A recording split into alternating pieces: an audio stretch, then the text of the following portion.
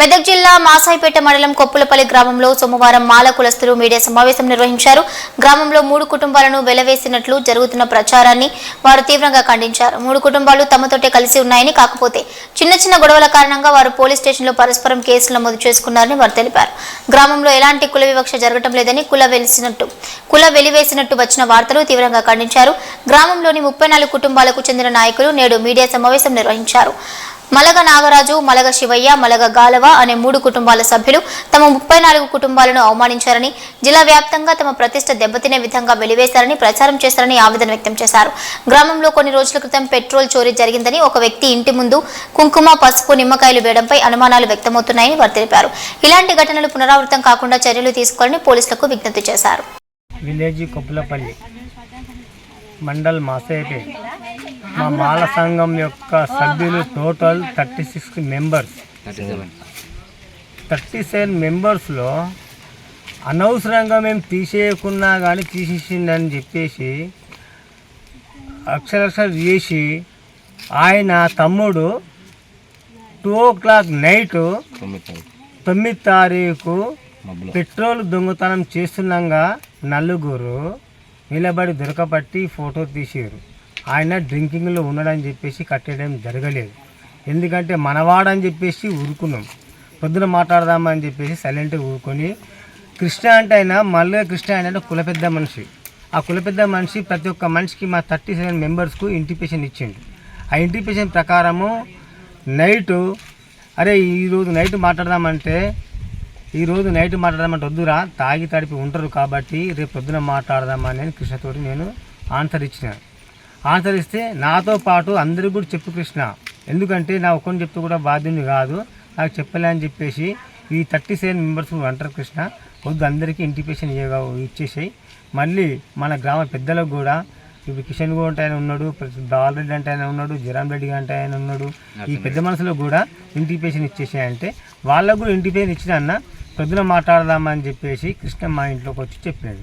సరే అని చెప్పేసి మేము యాక్చువల్గా ఆర్కే సిట్ అయితే కూర్చున్నాము. ఎవరింట్లో వాళ్ళు తిని పండుకున్నాము ఆల్రెడీగా. ఆ రోజు కూడా నిమజ్జనం నైట్ సాయంత్రం పూట 6:30, 7:30, 8:30 మధ్యలో టైమింగ్ చూడలేమండి. టైమింగ్ చూడలే కాబట్టి 8:30 వరకు వాళ్ళకు గొడవ అది నిమజ్జనం అవుతుంది. ప్లస్ ఆ నిమజ్జనంలో కృష్ణ అక్కడ ఎక్కడ పోయిండో తెలియదు.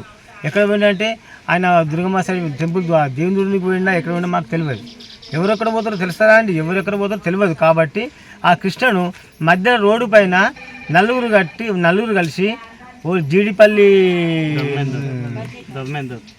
ధర్మేందర్ మరియు ప్రవీణ్ మరియు నాగరాజు మరియు మహేష్ అండ్ నరేష్ వీళ్ళందరూ కలిసి పడేసి కొడుతుండగా, గణపతి నిమజ్జనం అవుతుండగా విలేజ్ పర్పస్లో ఎట్లుంటుందంటే, ఒక నిమజ్జనం అవుతుంటే ప్రతి కాల్ నుంచి కూడా చాలామంది వెళ్తుంటారు, లేడీస్ కానీ బాయ్స్ కానీ వెళ్తుంటారు. ఏమో గొడవ జరుగుతుందని చెప్పేసి ఇక్కడ నిలబడి చూసారు. మా కులాసం నిలబడి చూసి అందరికీ ఫోన్ కాంటాక్ట్ ఉన్న వాళ్ళకి ఫోన్ కాంటాక్ట్ చేసారు. చేసినందువల్ల కొడుతుంటే ఎందుకు కొడుతున్నారు, రేపు మాట్లాడతామని ఎందుకు కొడుతున్నారని చెప్పేసి మధ్యలో పోయినంత మధ్యలో కూడా దెబ్బలు పడ్డారు. వాళ్ళంతా వాళ్ళే ఆవేశపడి తొందరపడి ఆగమన్నా కానీ ఆగకుండా పొద్దున మాట్లాడదామంటే మీరు ఎందుకు అటాక్ చేశారని అడిగినా కానీ వాళ్ళంతా వాళ్ళు ఆటోలో ఎస్కేప్ అయ్యి రిటర్న్ అయ్యి మళ్ళీ లింగమయ్య గుడి దగ్గర నుంచి ట్యాంక్ నుంచి కుమ్మరివాడి కట్టు నుంచి మరి హనుమన్ల గుడి టెంపుల్ నుంచి డైరెక్ట్ పిఎస్కి వెళ్ళారు. పిఎస్కి వెళ్ళిన తర్వాత మేము ఆటోమేటిక్గా మేము కూడా ఆలోచించినాం, సరే వాళ్ళు వెళ్ళారని చెప్పేసి మనం వెళ్తే బాగుండని చెప్పేసి అనుకున్నాము.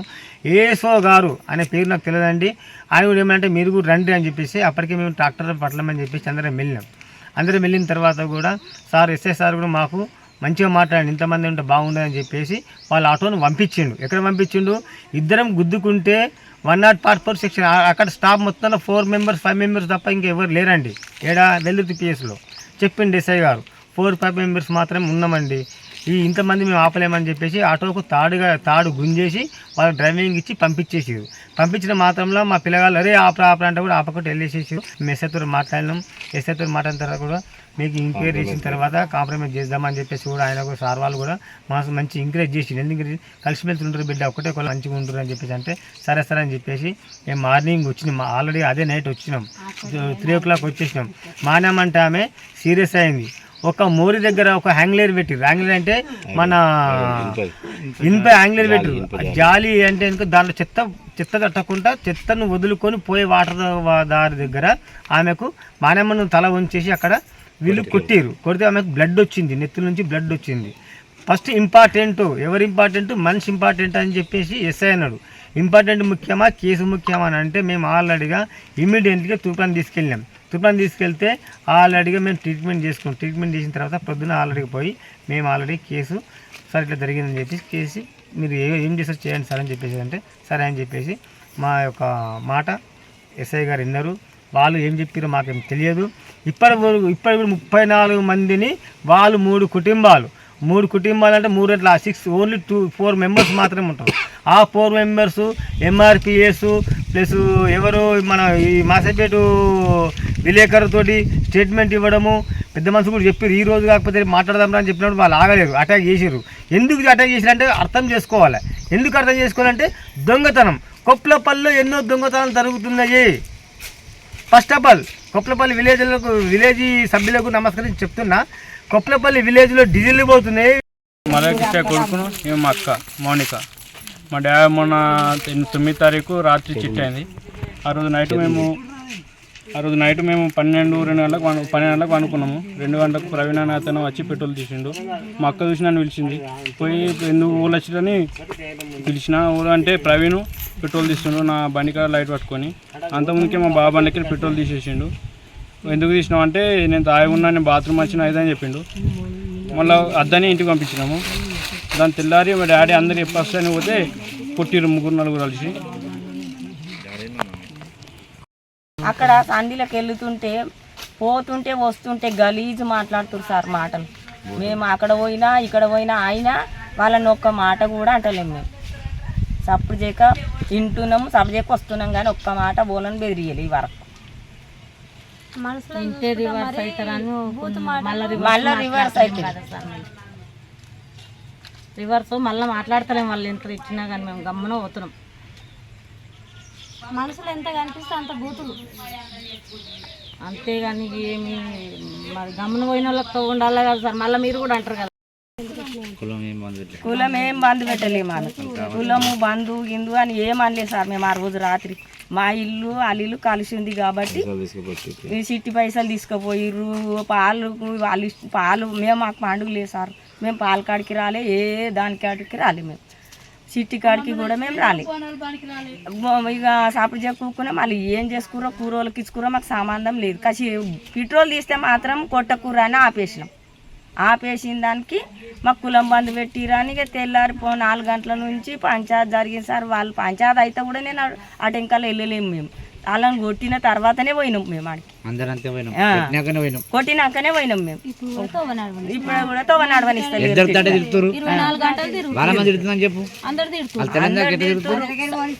సాందిలోకి వెళ్ళి రానిస్తలేరు, పోనిస్తలేరు.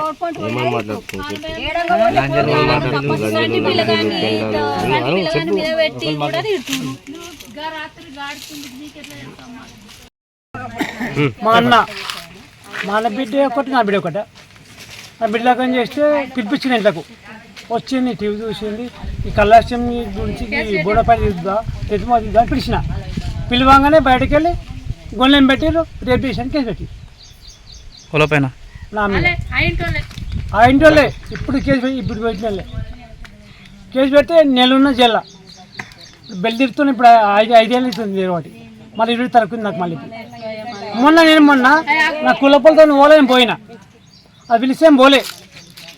నా మీద కేసు ఇట్లా పెట్టి ఎట్లా వస్తాను రా, నేను పోలే. నా కులపల్లి వేస్తే పోయిన దానికి నన్ను చూసి మళ్ళీ పోలీసుల ఇంటికి పంపించింది. పోలీసు చెప్పిన నేను పేషెంట్లే ఉన్నా, దమ్ముడికి రా అని చెప్పిన. మళ్ళీ జైలు పోతుందా తిరిగి రా అని చెప్పిన. అంటే సపరేట్ కలిపి కిరిగాలి శుక్రవారం రా అని చెప్పారు. మళ్ళీ నాకు ఉంది 27 తారీఖు నాకు డేటు. గిట్టు ఉండదా సార్? కులపుతో ఉన్నా, నేను నీతో ఉన్నాను. కులంతో ఉందామంటేనేమో అక్కడ పుల్ల పెడుతున్నావు, నీతో ఉంటేనేమో నువ్వు బడకవు లంగా సింగా దొరుకుతావు.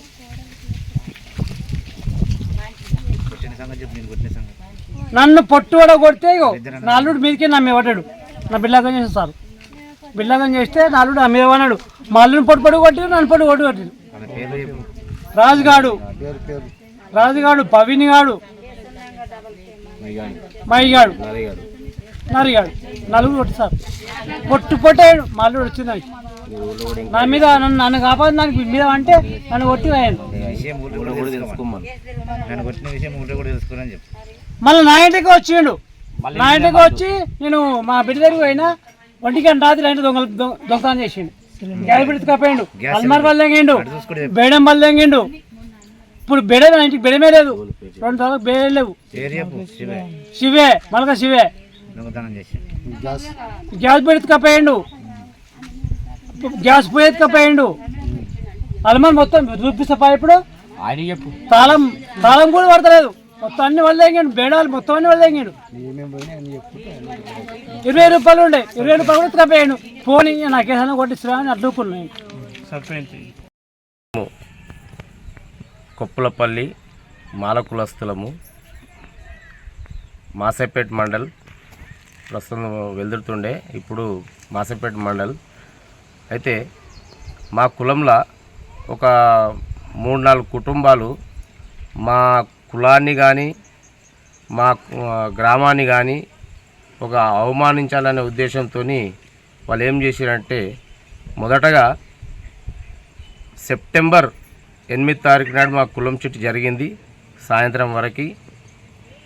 అదే రోజు నైటు మల్గా కిష్టయ్య అనే అతను కులం పెద్ద మనిషి, ఆయన ఇంటికాడ తెల్లవారితే 9 తారీఖు అనగా మబ్బుల 3 గంటలకు పెట్రోల్ తీస్తుండగా రెడ్ హ్యాండ్గా పట్టుకొని 4 పక్క చుట్టుపక్కల ఉన్న వాళ్ళని పిలుచుకొని, ఇగో ఇతను దొంగతనం చేసిండని ఫోటోలు తీసిండు, సాక్ష్యాలు అన్నీ ఉన్నాయి, సరే ఇవి తీసినాము ఇప్పుడు నువ్వు వెళ్ళిపో అని చెప్పేసి ఎంత చెప్పినా వినకుండా వాళ్ళ దొంగతనం చేసిన అతనే మళ్ళీ ఇష్టం వచ్చినట్టు మాట్లాడము అది చేసిన. లాస్ట్ వాళ్ళ వదినను పిలిపించి పంపించినాము. తెల్లారి ఈ మలకిష్ట అనే అతను కులంలో అందరికీ చెప్పి మళ్ళీ ఊర్లో పెద్ద మనుషులకు మా కుప్పలపల్లి గ్రామంలో ఉన్న పెద్ద మనుషులందరికీ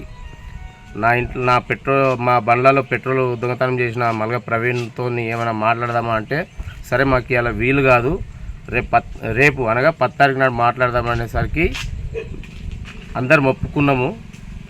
ఆ రోజు నైట్ మళ్ళీ ఒక రౌండ్ తిరుగుతున్నాడు, ఇళ్ళందరికీ తిరిగి ఊర్లో కూడా తిరిగి మా దుర్గమ్మ వాడకట్టు నుంచి వస్తుండగా ముస్లిం కిరాణా షాప్ ఉంటుంది, గఫూర్ కిరాణా షాప్ అని, అక్కడికి రాగానే ఇది ఎక్కడ మమ్మల్ని లేనిపోని బయటకు తీస్తారో గ్రామస్తులు అని చెప్పి ఆయన మీద అటాక్ చేయడము, అవన్నీ వాళ్ళే ఉల్టా కొట్టిర్రు. దెబ్బలు, అడగోలు దెబ్బలు, అనరాని మాటలు, లంజలు, లండీలు, కులంలను, ఊరలను అందరినీ ఆ బాలమణి అనేట ఆమె వాళ్ళ కొడుకులు అందరు తిట్టడం జరిగింది. మళ్ళీ వాళ్ళంతలో వాళ్ళే ముందర పోలీస్ స్టేషన్కి పోతున్నారు. అయినా చెప్పినాం పోలీస్ స్టేషన్ పోకురి, రేపు పొద్దున మాట్లాడదాము, ఊర్లో గ్రామస్తులు అందరి సమక్షంలో మాట్లాడదాము అని మేము ఆపితే, ఈ దారి వెంట ఆపితే వేరే దారికి వెళ్ళిపోయి ఫస్ట్ వాళ్ళే పిటిషన్ ఇచ్చారు. అక్కడి నుంచి పోలీసు వాళ్ళు మాకు ఫోన్ చేస్తే మేము మళ్ళీ ఇది కౌంటర్గా మేము కూడా పిటిషన్ ఇచ్చినాం. సార్ మాదే పెట్రోల్ దొంగతనం జరిగింది, మమ్మల్నే కొట్టిర్రు, మళ్ళీ వాళ్ళే ముందుకు వచ్చారు ఫస్ట్ పిటిషన్ ఇవ్వడానికి. మరి మేము కూడా అని చెప్పి మేము పిటిషన్ ఇచ్చినాము. వాళ్ళు నిజ నిర్ధారణ కోసము మరుసటి రోజు వచ్చారు, ఎంక్వైరీ చేసుకున్నారు. వాళ్ళకి ఎక్కడ ఎవరి తరపున తప్పనిపించిందో వాళ్ళను తప్పనిపించి వాళ్ళ మీద ఎఫ్ఐఆర్ బుక్ చేసుకుర్రు. ఎవరికి మంచి ఉందో వాళ్ళని పక్కా జరిపారు. ఇది ఒక కాడికి ఉంటే, ఒక పత్రికల ఒక అతను 3 కుటుంబాలకు కుల బహిష్కరణకు సపోర్ట్ చేసిన ప్రజాప్రతినిధులు బాధితుల మొదటి ఫిర్యాదును మరిచి ఎస్ఐ ప్రజాప్రతినిధుల ఫిర్యాదు మేరకు కేసు నమోదు ఎంతవరకు సమంజసమని హెడ్డింగ్ పెట్టిండు.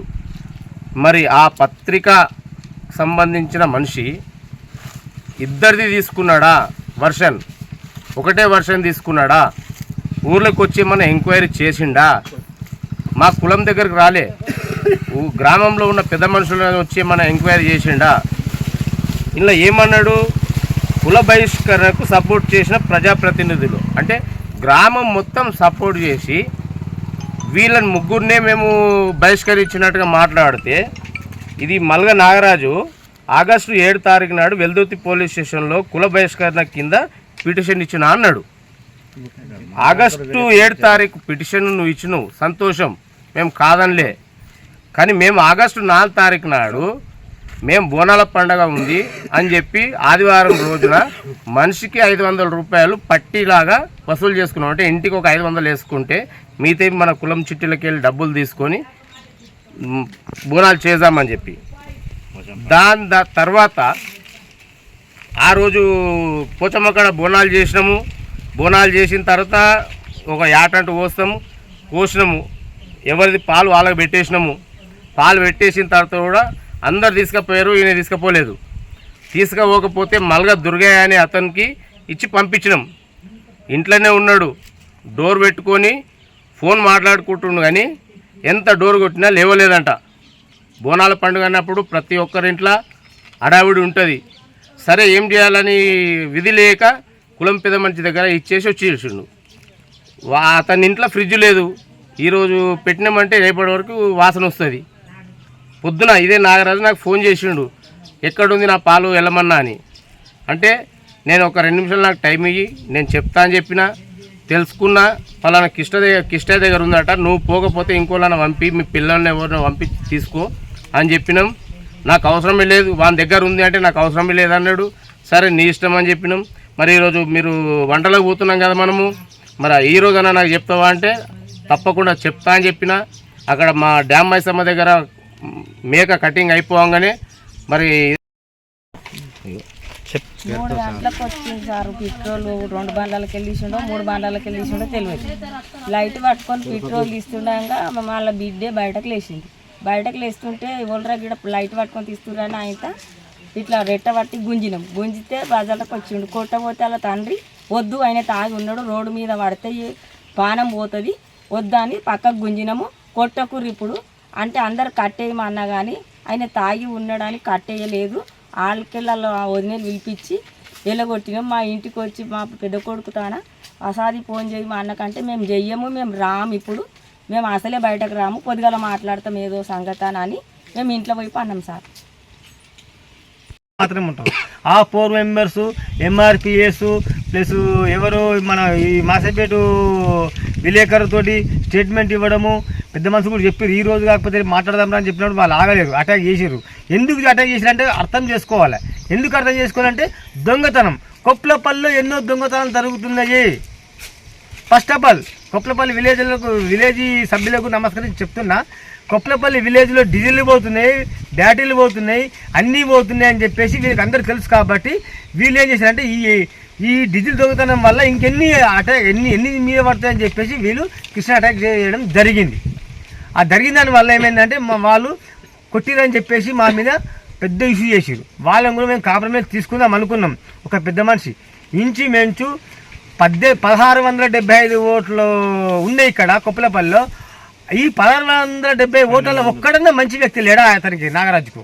కనీసం మొన్న తమ్ముడు తప్పు చేసిండు, కాంప్రమైజ్ చేస్తాను ఒక్కరి నుంచి ఇంటిపేషన్ కూడా మా 37 మందికి ఎలాంటి ఇన్ఫర్మేషన్ చేయలేడు. ఒక్కరు కూడా ఫోన్ చేసి కాంప్రమైజ్ అయితే తప్పు జరిగింది అని చెప్పేసి కూడా చేయలేడు.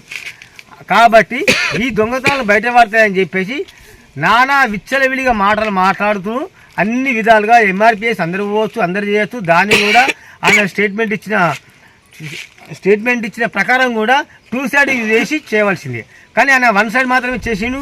ఏం చేసిండో తెలియదు. కానీ మాకు ఇంటిమేషన్ మాత్రం మాకు ఇవ్వలే కాబట్టి హెడ్డింగ్ ఇవ్వలే కాబట్టి సరే మాకు హెడ్డింగ్లో అవసరం లేదు కాబట్టి ఈ ఓన్లీ 5 మెంబర్స్ తోటి ఈయన యాక్చువల్ చెప్పాలంటే వీళ్ళకి 3 మెంబర్స్కి ఏం తెలియదు, ఈ 4 మంది తెలియదు. ఈ నాగరాజు నాటకం ఏంటంటే వీళ్ళను ముందుకేసుకొని నాటకం ఆడుతున్నాడు. నాటకం ఆడితే ఈ 34 మెంబర్స్ ఎందుకంటే భయపట్టించాలని చెప్పేసి అనుకుంటున్నారు.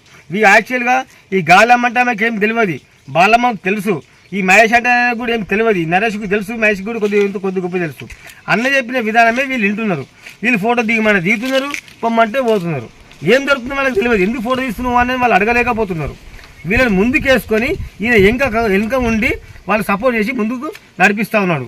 ఇలాంటి కేసును దయచేసి సిఐ కానీ ఎస్ఐ కానీ డిఎస్పీ కానీ ఎస్పీ కానీ ఆధ్వర్యంలో ఉంచుకొని కరెక్ట్ ఎంక్వైరీ చేసి దీన్ని కఠినమైన చర్య తీసుకోవాలని కోర్చిన చట్ట ప్రకారంగా దీన్ని కోర్చుదామని చెప్పి ధన్యవాదాలు.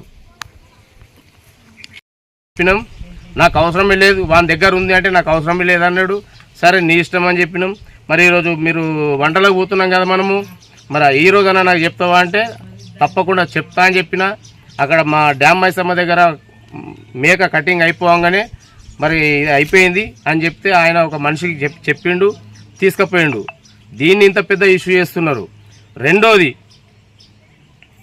ఆగస్టు 7 తారీఖు నాడు ఇది జరిగింది కదా, 4 తారీఖు నాడు మేము కులం పట్టి వసూలు చేసుకున్నాం. దాని తర్వాత ఆగస్టు 11కు మాకు బోనాలు అయినాయి, 12 తారీఖు వనభోజనాలు అయినాయి. ఇదే ఆగస్టు 4 తారీఖు నాడు మల్గా కిష్టయ్య వాళ్ళ తమ్ముడు అంటే వాళ్ళ భార్య వాళ్ళ చెల్లెలు భర్త ఇక్కడ చిట్టి నడుస్తూనే ఉన్నది. నన్ను పక్కకు తీసుకెళ్ళి అన్న మాకు సివిల్ కేసులు ఉన్నాయి కదా, భూ తగాదాలు, ఈయనను మల్గా కిష్టయ్య అనేటైనను చంపేస్తానా అని నాతో స్వయంగా అన్నాడు. దాంతోపాటు నాకంటే ముందుగా బద్దూరు నెల్లూరు ఇతనితో కూడా అన్నాడు. అప్పుడే ఇక్కడ కులమంత ఉన్నది కాబట్టి మాట్లాడినాము. ఈ మాట వినగానే మళ్ళా కిష్టే ఎంబడే 100 డైల్ కాల్ చేసిండు. పోలీసు వాళ్ళు వచ్చారు, తీసుకుపోయినాము. వాళ్ళు ఇచ్చారు పిటిషన్, వీళ్ళు ఇచ్చారు. సాక్ష్యం చెప్పమంటే కూడా మేము అక్కడే చెప్పేసినాము, మాకు సంబంధం లేదు చెప్పేసినామని చెప్పి ఊరుకున్నాం. దాని తర్వాత మొన్న సెప్టెంబరు 8 తారీఖు నాడు కులం చిట్టు అయింది, పెట్రోల్ దొంగతనం అయింది. మీరే పెట్రోల్ దొంగతనం చేస్తారు, మీరే కొడతారు, మీరే ముందుగా పిటిషన్ ఇస్తారు. రక్తం వెళ్ళేటట్టు కొట్టినాక వాళ్ళు వచ్చిర్రు. చిట్టిలో కూడా 8 తారీఖు నాడు మీరు చూసుకోండి, మల్గా నాగరాజు వాళ్ళ భార్య లావణ్య ఇంగ్లీష్లో రాసింది, మల్గా గాలెవ 2000 అంగోటి వచ్చింది. ఈ లావణ్యకు జమనాథ్గా గాలెవ వచ్చింది, గాలెవకు జమనాథ్గా లావణ్య ఎత్తింది. 2,000 రూపాయలు తీసుకున్నారు. మరి కుల బహిష్కరణ చేసినప్పుడు వీళ్ళకు డబ్బులైతే సంఘం నుంచి ఇవ్వలేము కదా, అంటే వాళ్ళు మా కులంలో ఉన్నట్టా లేనట్టా ఈ పత్రికలు రాసిన ఎవరైతే ఉన్నారో వాళ్ళు కొంచెం గుర్తెరగాలి. దయచేసి మేము ఒకటే చెప్తున్నాము, మాకు 37 కడప 37 ఇండ్లు మా ఎస్సీ మాల కుటుంబం మాల సంఘంలో మేమందరం ఒకటే అనుకుంటున్నాము. మా 37 మంది ఒకటే మేము.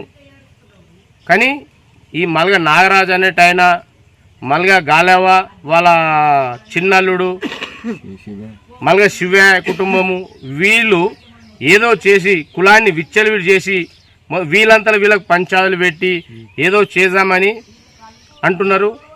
నైటు రాత్రి మాకు మాట్లాడుకున్నాం, ఈ మల్గా కిష్ట అనే పెద్ద మనిషిని తీసేస్తే మనకి లొల్లులు ఉండయి అని చెప్పి అది మాట్లాడుతుండగా కూడా మా ఇండ్ల పొంటి కత్తులు తల్వారాలు పట్టుకొని కట్టెలు పట్టుకొని తాగి ప్రతి ఒక్క ఇల్లుని రౌండ్ చేసుకుంటూ 12 గంటల దాకా మేలుకున్నాం. 12 గంటల దాకా మేలుకుంటే వీళ్ళు చేసిన ఘనకార్యం ఏంది అంటే మల్గా నరసింహులు, ఈయన మల్గా నరసింహులు ఇంటి ముంగట కుంకుమ పసుపు అగరబత్తులు ఉంటాయి. అంటే మీరు మంత్రకాలను తీసుకొచ్చిర్రా లేకపోతే ఏదైనా గుండాగాలను తీసుకొచ్చిర్రా, ఏం చేయాలనుకుంటారు మా కుటుంబాన్ని? ఈ 3 కుటుంబాలు కలిసి మిగతా 34 కుటుంబాలను ఏం చేయాలనుకుంటారు? దాంతోపాటు మా గ్రామాన్ని కూడా ఏం చేయాలనుకుంటారు? ఈ గ్రామం అనేది ఎందుకు తీసుకుంటున్నంటే గ్రామ ప్రజాప్రతినిధులు కూడా పట్టించుకోలేదు అన్నాడు కాబట్టే తీసుకుంటున్నాం తప్పితే వేరే అని కాదు.